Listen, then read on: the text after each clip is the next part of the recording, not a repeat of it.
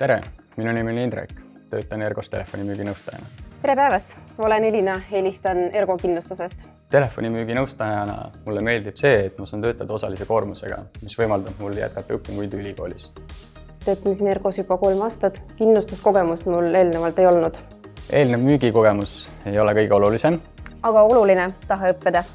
Telefonimüüginõustajaks tulemist kindlasti ei pea pelgama. Meil on väga põhjalik sisseelamisprogramm, korralik koolituskava ja väga head sõbralikud kolleegid, kes toetavad. Mulle meeldib kontoris tööd teha, aga tegelikult on kodukontori võimalus ka olemas.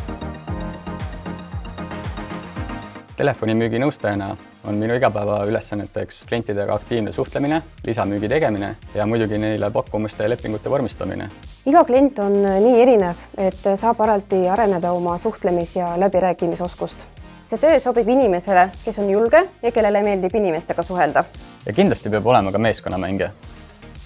Kui sa oled mõelnud, et tahaksid ennast müügitöös proovile panna, siis tule liitu meie tiimiga.